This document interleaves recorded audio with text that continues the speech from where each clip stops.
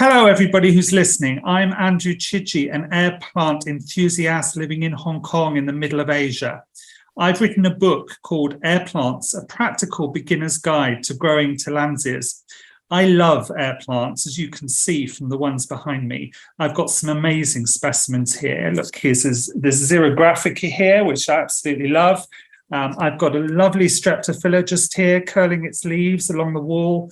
There's some Spanish moss over here, which is cascading and rippling in the way that it does. Some bulbosas, celeriana, lots of other beautiful plants here.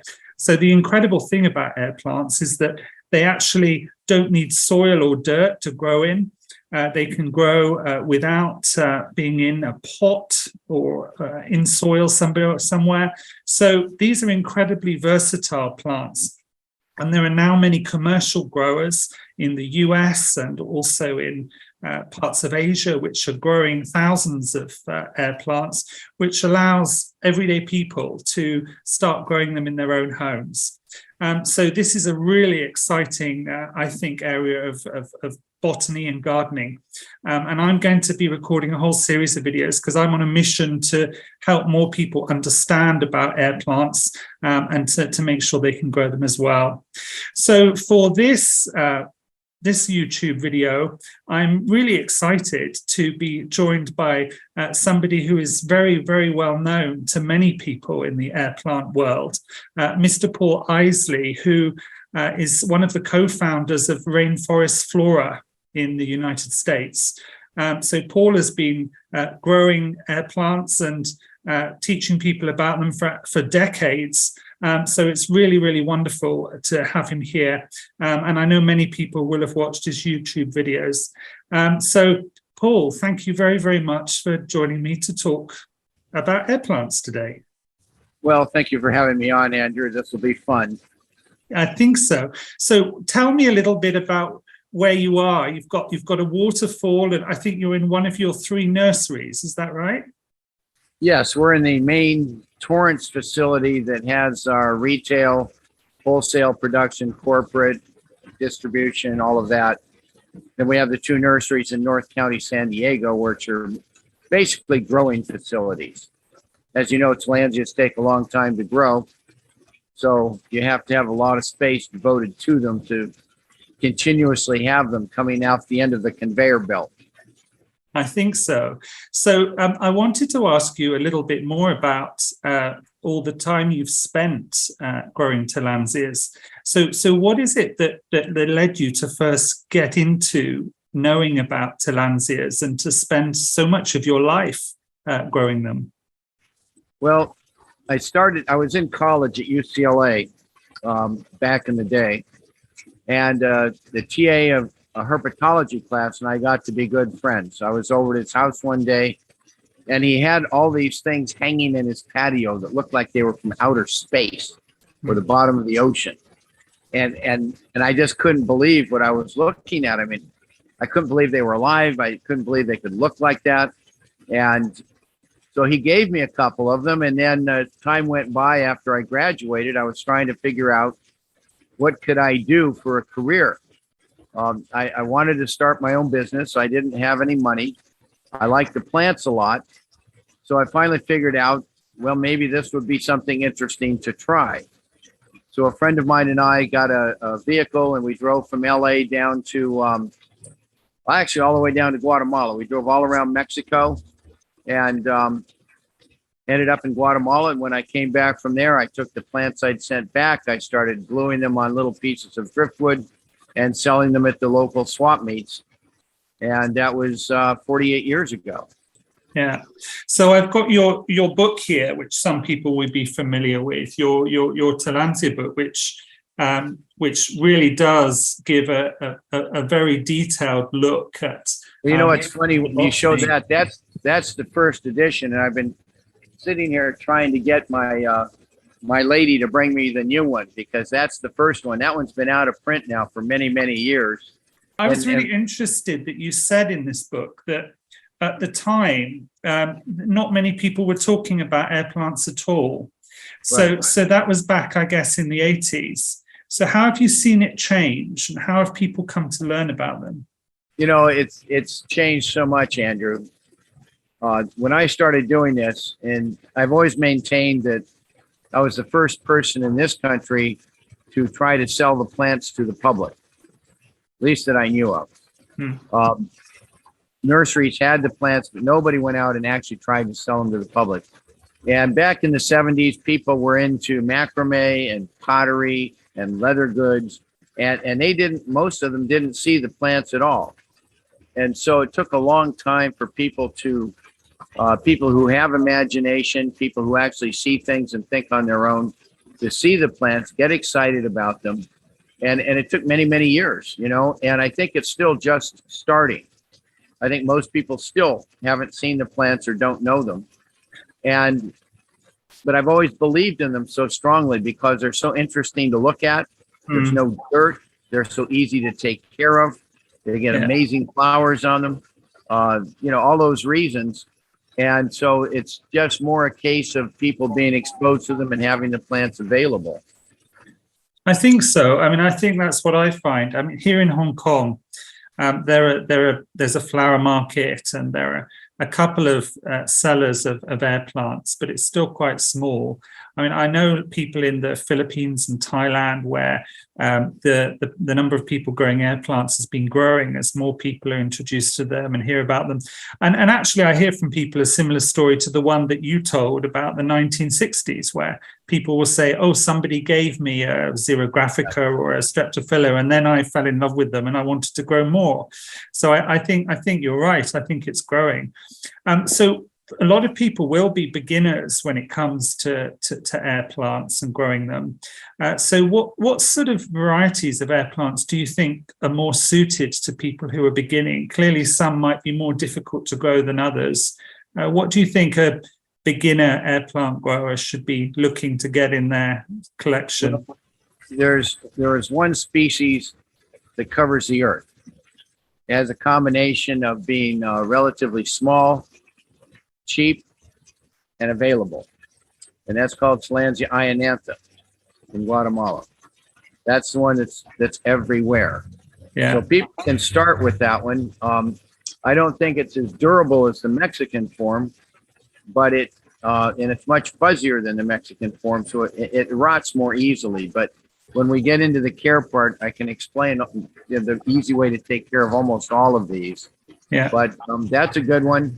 And pretty much any of the ones, with a few exceptions that people get, should be fine. There's a tall one called Juncia with very thin needle-like leaves that can be 30 centimeters or more. That one, there it is up in the corner there. Yeah. That one is very difficult to grow indoors. You're smart because you have yours sideways.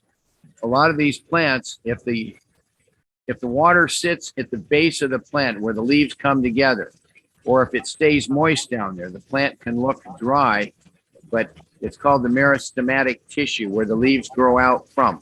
If that stays too moist for too long, the plant will rot. And it happens a lot to people. So if you take those types and you mount them or display them anywhere from sideways to upside down, like you have your Juncia there, the water cannot collect in the base, and you should be good. I think this is very sound advice. I think naturally we've all grown up thinking that you put flowers in vases and plants in pots and they grow upright. And so I think it comes as somewhat of a shock to people that plants don't always grow like that. So you can see, I don't know, over my shoulder, I've got a Celeriana growing downwards here. And I think so when you see pictures of them in the wild, it's very, very interesting seeing how they drop from branches of trees. And as you say, it helps them to drain their water, right? A lot of they're called the pseudobulbous species, the false bulb species, like Medusa, bulbosa, Bootsy, Celeriana. That you never see them in nature growing straight up and down. They're always sideways to upside down. And that way the water doesn't collect. They can get watered all the time and they grow faster, but they don't have the water collect. What's interesting for me is that over time they turn into these clumps, and a lot of the plants do go straight up and they just live. I don't know why, but they do. Yeah. So if you start with it and you have it sideways to upside down, over time it'll turn into a big clump and they just seem to be fine. They're real survivors, aren't they? Air plants Really real are. survivors. So in terms of thinking about indoor environments and outdoor, clearly one of the best ways to make sure tillandsias grow well is to try and mimic their natural conditions. But not many people live in a jungle or a desert, so it's not easy. So what I guess there are some plants that you would say don't grow indoors, and some that you might say do. What do you think? Well, there's some general rules here. I think most of them will do fine indoors if you know what you're doing, which we can talk about that in a minute. And they all do fine outdoors as long as they don't get too much or too little light. The amount of light they can take is high, and the lower light they can take is fairly good as well. But generally, about 70% of sunlight is perfect for them. But again, they can take more, they can take less. But outdoors, you pretty much just put them where you have your other plants, and they should do just great. Indoors, especially in Asia, people don't have big backyards too often. The best way is to put them where they get light. In the northern hemisphere, south is great. Southern hemisphere, north is great. And let them get bright light, a foot or so from the window to a few feet away, and then light shouldn't be a problem. And east and west also usually works. The big thing is the watering, like you said. Yeah. And so to do that, what we do, or what I do at my house, is I take them once a week, and I have a container with good water. We have hard water here in Southern California, but if you have good water where you are, power to you. But good water, they love a pH of about 6. And so if you have good water with a container with a lid that the water doesn't evaporate, you can take the plants and you can submerge them for about we do ours 5 seconds. You don't need to let them sit there for hours. We submerge them for about 5 seconds, take them out, drain them for a couple seconds, put them back, and they should do fine. Yeah. And the advantage of doing that once a week or so is that they can't stay too wet for too long and rot. And at the same time, in most environments, they won't dry out over time either. The exceptions to that are if you have a lot of air conditioning or central heating and your air is very dry, then you might want to have some water, a little water feature around, or a tray with some water to cut the edge off the dryness of the air, and then maybe dunk it a couple times a week. Yes. So this is the great watering debate that sometimes goes on, isn't it? And you find some people say, "Oh, I soak my air plants overnight for hours on end, and they love it once a week, and they survive." And then other people who say, "Oh, I tried that, and then within 2 weeks they were all rotting and died." So whatever floats your boat, it's like whatever works. That's where you start. If it works for you, fabulous. But generally, if the plants dry out, most of them, the leaf edges, so you have a channeled leaf like this, and as it dries out, the edges will curl up toward each other more and more like this. And if you see that happening, you normally have about a month, and then you submerge it overnight underwater. And when you take it out in the morning, it'll go from this back to this. It's the most amazing thing to see. But they need 12 or 14 hours underwater to be already hydrated. You don't need to do that. You just dunk them once a week or so, and then just put them back, and they're fine. Yeah. Misting is another big one that people do. They're told to mist them. That can work, but it can also, if people are a little too frequent with it, again, the plant can rot. Or if they're not frequent enough, the plant can gradually dry out. So dunking them like that, solves both of those issues. Yeah. Well, I say to people who talk to me about it, there's no magic formula, and they need to see what their air plants are telling them, as you just described very well, I think. So you've talked to people who are growing tillandsias around the world.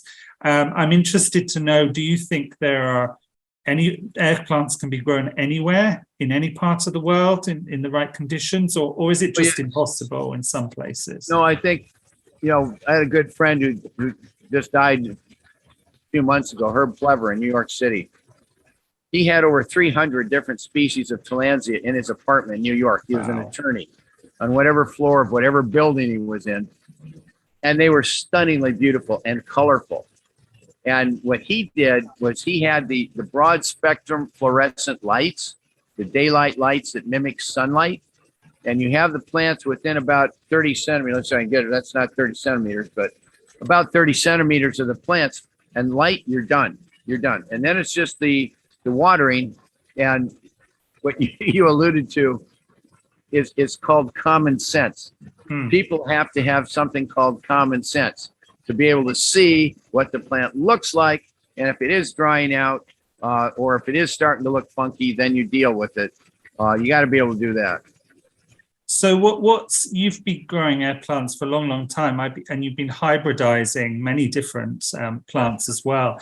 What are your favorites? What are the ones that you have at home that you absolutely love? Well, if I had to choose one ultimate favorite that's a species, not a hybrid, then I would probably choose Girardi, because it is the probably the hardiest and in a lot of ways most different. It has fabulous fragrant flowers. It has an amazing shape. It's totally durable. My friend that grew these outside in Tucson was able to do it for a number of years.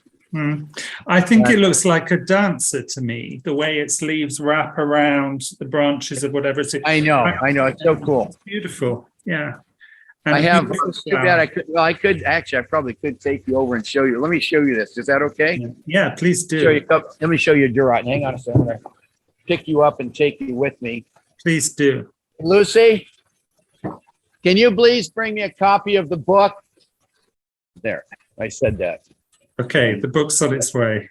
I put you in there, but a walking tour. Thank you. Yeah. No, it's kind of blocked here, but let me see if I can get this guy in here. Here is. Oh, there he is. There he is, like that. But look, see, it's blooming. Can you see that? At the top, yeah, can see it. If you just tip the camera up a little bit. Goes up about 10 feet. Amazing. So how old would that be, Paul, that plant? Probably 30, 40 years. Yeah. I think this is the thing that shocks and amazes people, that these plants grow for that long and take so long to get that size. Well, you know, what's really cool, Andrew, now that we're ambulatory here. Yeah. Let me show you another clump. This is intermediate. This is another real cool one. There you go. The beautiful curling leaves and the long stem, but many, many of them there. Yeah. So did you put one or a number of them there, and they all started? That's from one plant. One plant. That's one plant. Goodness and then gracious. This one, let's see. I'm going to turn around here. This clump right here, that's Funkiana Herb Hill. And that started from one plant 55 years ago. My goodness. And it's just on itself. There's nothing inside it other than ancestral material. We've had it for, I don't know, 15, 16 years. And the guy before us, Herb Hill, had it for 20 years. And the guy that started it, Ralph Davis, he had it for 20 years. My goodness. That's a really incredible plant, isn't it? Yeah. That's what you can do with tillandsias. You know, you can do a lot of stuff that it's the only plant I know. People go through life. They have kids, they change jobs, they get divorced, they move. You can have these for basically your whole life. Yeah. And you can put them in, you can just move them with you. You know, it's not like you're in the palm industry or something.